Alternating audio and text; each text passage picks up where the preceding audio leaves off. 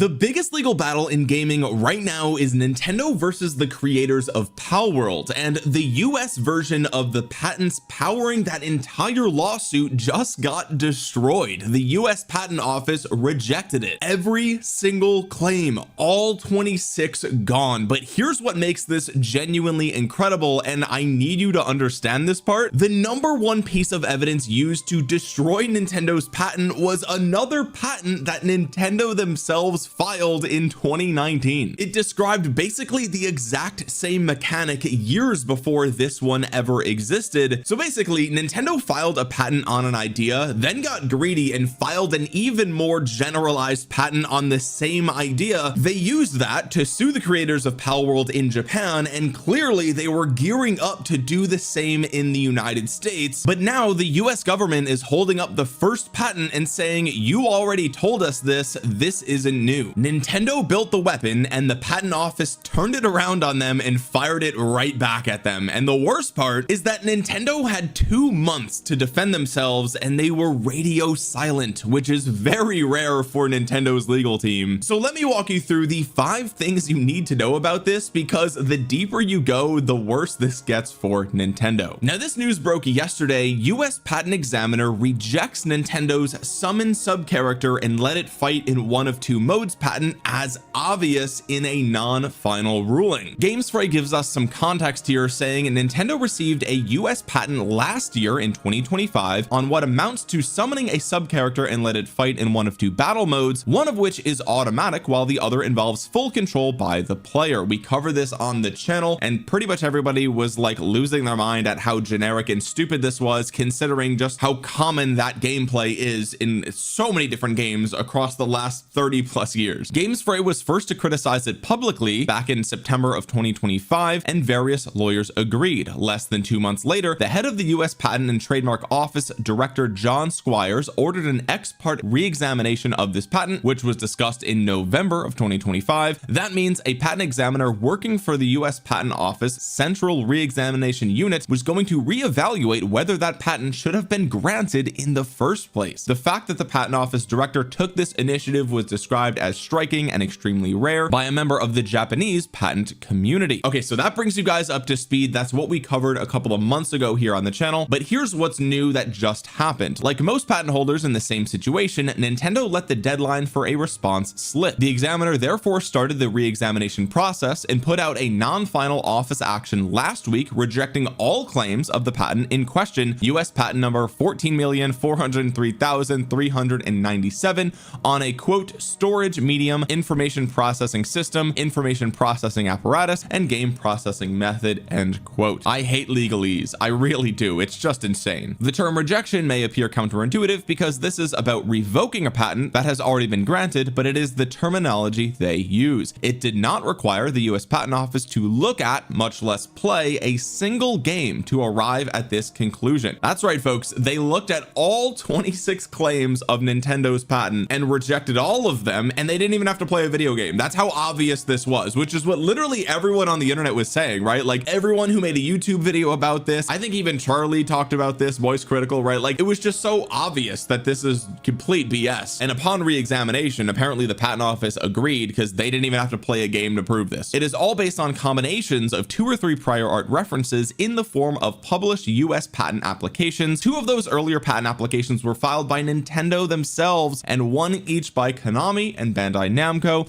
We show them all further below. Okay, now that's the first thing that I want to start with here. Okay, the irony of Nintendo's own older patents being the main evidence being used against them this time. So GameSpray reports on prior art references here, okay, and the first one they talk about is Tora. This is one of Nintendo's own patent applications. It was filed in December of 2019 and published in August of 2020 under the following publication number. This one is part of every single invalidity theory in the preliminary decision. It covers most of what the summon and fight in one of 2 modes patent is talking about, but not everything, which is why the patent examiner then combines it with 1 or 2 of the other references. Now, really quick, I don't mean to interrupt. This is not a sponsor. I just want to thank you guys who have been patient with my less frequent uploads lately. You guys still have been liking the videos, hyping the videos, and it really means a ton to me. So thank you guys so much. And if you made it this far into the video, consider dropping a thumbs up down below and using the new hype feature because it helps out small channels like mine. Now, Now down below, GamesFrey links the actual Tora patent here, which was granted in August of 2020. Okay, and just to be clear, I am not a legal professional. Nothing in this video is legal advice. Okay, but here's my understanding of the Tora patent. The Tora patent is apparently very specific. It describes an action game with 3 operation modes: solo play, a companion that fights automatically with occasional player triggered attacks via the ZL button, and a mode where both characters are manually controlled using separate analog sticks. It also includes a unique connection object, essentially a tether or chain between the player character and the companion that can be used to wrap around and damage enemies. It has a stamina system that drains while the companion is active, and this patent specifically reads like a patent for a very particular game concept that Nintendo was developing internally. And that's why GamesFrey says that the Yabe and Motokura patents were combined with the Tora patent in order to reject a bunch of the claims here that Nintendo made with regards to this newer, more generalized patent that they were clearly using in an attempt to gear up for a legal battle against Palworld in the United States. And what's interesting is that the Motokura patent, also from 2020, is a Nintendo patent. The Motokura patent apparently describes a different flavor of this same sort of thing. A player controls a main character while a second character performs actions automatically at positions indicated by a pointer object. The key feature is that it switches between a 1-player mode with the companion auto-controlled and a 2-player mode with a second human player taking over the companion. This is more about seamless solo to couch co-op switching. Now the Yabe patent, or maybe it's Yabe, I don't know, I'm probably mispronouncing all this stuff, so I do apologize, but this patent is a Konami fighting game patent. You control a main character and a companion character fights alongside you. Sounds familiar, right? The companion has 2 modes: auto mode, where it attacks the nearest enemy on its own, and manual mode, where you point the analog stick at a specific enemy and the companion goes after that target instead. When you stop giving it directions, it goes back to auto battling, and the companion also has an energy bar. When it runs out, the companion can only dodge instead of attack, and that's it. And by the way, that patent is from 2002. Okay, so Konami patented you have a sidekick that fights with you all on your own unless you tell it what to do 24 years ago. Okay, and Nintendo is trying to patent the exact same concept. It's just ridiculous. Now the second thing I found interesting is that Nintendo let the deadline for a response slip. So this is either a deliberate strategy to preserve arguments for later rounds, as GamesFrey points out, like most patent holders in the same situation, so this is apparently common, or it signals Nintendo recognizes this patent is indefensible in the US and is focusing resources instead on the Japanese lawsuit against Pocketpair, because that's just a better use of their time and energy at this point. Either way, it's a remarkable posture for a company actively suing someone over this exact patent in another country. The third thing that I found interesting is something we just touched on, and that is the fact that, like I said, Konami filed a patent on the same type of mechanic in 2002. Bandai Namco filed one in 2019. Nintendo filed 2 of them on their own before this newer, more generalized version of it. So all of these game companies arrived at the same idea independently, and when that happens, it's not an invention. This is just how games work. Okay, Nintendo, Konami, and Bandai Namco are all independent companies, so if they all have made games over the past 20 plus years that include a player character and a sub character that switches between modes, like, what are we even talking about here, right? Like, that's the part that is just so insane to me and to a lot of you guys watching. Like, how could they even attempt to patent something this generalized when everybody and their mother has played a game like this at some point in the past? It's just insane. It's like the audacity of the legal team at Nintendo is shocking, right? And really, it does come down to greed. I mean, like, I'm not trying to be hyperbolic about this, but like, Nintendo actually is just greedy with this concept, and they would have loved to have the generalized patent on having a sub character fight for you. Like, that's what Nintendo does. They wield their legal system like a giant sledgehammer, and anything that moves that they don't like, they smash it to pieces. I mean, their legal team even goes after charity events that are just trying to raise money, and they just so happen to be playing Smash Bros or some other Nintendo game, and then here comes the hammer, bang, we don't care that you're raising money, right? Like, this is the legal team that we're talking about here, and I'm not making this stuff up. If you guys have watched the channel, we've covered this in the past before. Nintendo's legal team is absolutely slimy. slimy, like they are just slimy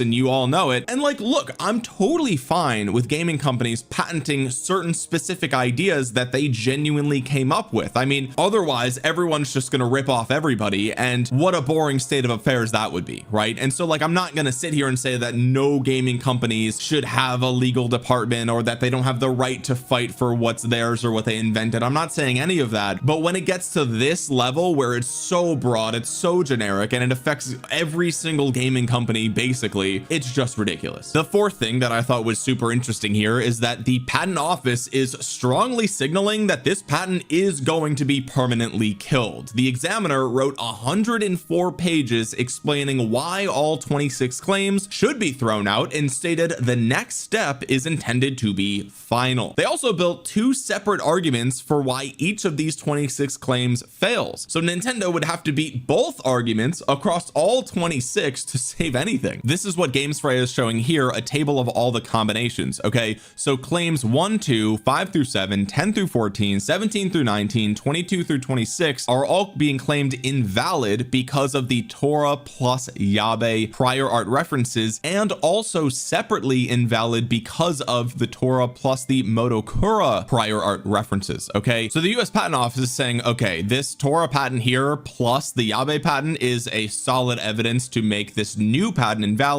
Or you could look at it with the Tora plus Motokura patents and you get an invalidity judgment completely separately, right? And in the same case here, we see claims 3, 4, 8, 9, 15, 16, 20, and 21 were invalid in both of the same ways if you include the Shimimoto patent, which I actually haven't talked about in this video yet, but this is a September 2019 patent by Bandai Namco, which was published in March of 2020 under the following publication number and provides the missing link with respect to the remaining 8 patent claims. So basically Nintendo has a pretty big uphill battle to fight here if they want to save this new patent that they clearly were trying to use against Palworld in the United States. And that kind of brings me to the fifth thing that I wanted to touch on here, which is if this patent fails, it directly undermines Nintendo's case against Palworld. This patent's core claim, summon a creature that fights in auto or manual mode, is one of the things that Nintendo says Palworld copied. If the patent office rules that idea was obvious and never should have been patented, it gets much harder for Nintendo to argue in any courtroom that Pocketpair stole something that was never really Nintendo's to own. But here's the part that I thought was confusing, right? If Nintendo's own patents are being used in an argument to reject Nintendo's newest patent, then the question is like, well, okay, if Nintendo already has these older patents that cover the same thing, why did they even file for this new patent to begin with? Like, if they already patented this idea, why would they do it again, right? Like, that doesn't make any sense to me. And the answer is the previous patents that Nintendo has, while they are extremely similar to this newer, more generalized, broader patent, they're definitely a bit more specific. They're more game specific, right? In the case of the Tora patent that Nintendo had from 2019, yes, there's a sub character and it fights for you, but there's multiple operation modes, one of which is a second player controlling it, and also the player character and the sub character are tethered with some sort of chain or something. So it's not exactly what Palworld is. It's a bit more specific. And in the case of the Motokura patent, there is a sub character, but this is once again sort of a single player to couch co-op experience, right? There's a pointer involved, so it's not exactly the same as what Palworld is, which is why Nintendo went ahead to make an even more broader claim to try to patent just having a sub character that fights for you that you can switch between different modes, because neither of their existing patents, while similar, are actually the same as what Palworld is. And we know that they did this directly to combat Palworld because the timing of all of this matters, right? It was around 2022 when this newer, more generalized patent was revealed or filed for, and Palworld was announced in June of 2021, right? And so it was already creating a buzz. People were already talking about Palworld, looking at it and being kind of excited to play it. And this is kind of like the slimy underbelly of of big gaming companies, right, is that they see competition coming down the pipeline and they try to do anything they can to stomp it out, basically. And Nintendo in particular, right? And like, look,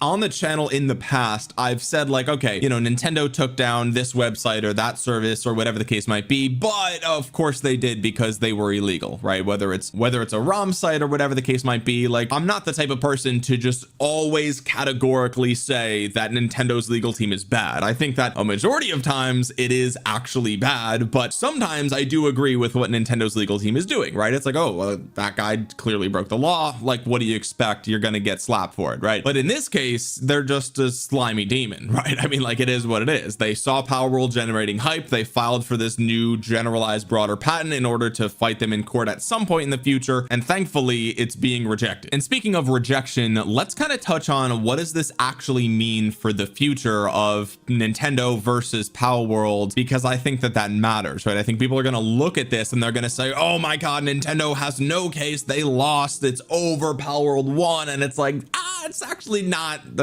true. I'm going to remind you guys, Nintendo still hasn't sued Palworld in the United States, right? Their legal battle is exclusively happening in Japan, even though the signs were clear that they were gearing up, I mean Nintendo were gearing up to sue Palworld in the United States as well, because as you guys know, if you've been watching the channel, the legal battle in Japan is actually not going well for Nintendo, right? And so if they lose that battle, they also want to be able to pull the trigger in the United States and say, okay, fine, we lost there, but the US is basically one of your biggest, if not your biggest market for Palworld. We'll take you to court here as well, right? So what does this rejection actually mean? Well, this is not really a final rejection. Nintendo can still respond, they can submit evidence, they can amend claims, or they can fight it on appeal. The patent isn't dead today, but this situation is still extremely bad for Nintendo. The examiner is already signaling that the next action will be final. The rejection relies on basic game design logic, and it's hard to argue against that, right? The prior art includes Nintendo's own documents. They can't claim those references are irrelevant or from a different field because it's literally theirs. Imagine how embarrassing that would be for the legal team to be like, oh, well, those patents don't count. It's like, oh, really? Oh, okay. Oh, your other patents don't count. Oh, let me write that down. We'll get back to you on that one. Interesting, because that just makes their older patents look worse, right? So here's what's going to happen next. Nintendo has 2 months to respond, which is extendable, of course. If they can't overcome this rejection, then it goes final. And after that, it's still not technically final. I think Nintendo can appeal, but the evidence here is overwhelming. But then the question is like, okay, well, the lawsuit with Palworld is happening in Japan. Does this US stuff have any influence on that at all? And technically no, right? I mean, really, these are totally different countries, totally different legal systems, but a 104-page US government document explaining using Nintendo's own prior filings that this concept was always obvious does give Pocketpair a little bit of leverage in Tokyo, and it sends a message to every other developer making creature collection or companion based games that Nintendo may not actually own this idea, so just do it, go ahead. And that's great news for some of the other creature collecting games coming down the pipeline. I know Alestrals has a game coming out, I believe. We have Animo, which I've covered here on the channel already. Like, there's tons of great creature collectors coming down the pipeline, and I think Nintendo failing to get this patent and failing to even bring Palworld to court in the United States might give these other games a little bit more peace of mind. Okay, so all that being said, this is an absolute win for gamers and for game developers, because frankly, I don't think a massive gaming company's legal department like Nintendo should be wielded as a weapon to take out smaller competitors, especially in a world where a lot of the best games that have been coming out lately have been indie developers. And so if these big companies can smack down these smaller games so easily, then us as gamers might not get some of the best games that are coming down the pipeline. And that's not a gaming environment that I want to live in, right? And I'm sure that's not a gaming environment that you guys want to live in either, even if you generally support Nintendo. Stifling competition in this way is just disgusting, right? So I'm really glad to see that this is happening here. Nintendo has already been radio silent about this, and so perhaps they're just going to let this go. Perhaps they're just going to be like, okay, yeah, we don't know, there's just no way that we can defend this. We'll have to wait and see. They are quite litigious, so it also wouldn't surprise me if they did show up in court. But either way, whatever happens next, I'm probably going to cover it here on the channel. And if you made it all the way to the end of this video and you don't want to miss future updates, subscribe to the channel and consider dropping a thumbs up down below. It really does help out the channel a ton, and even if you think you're subscribed, you might actually not be, so just double check down below.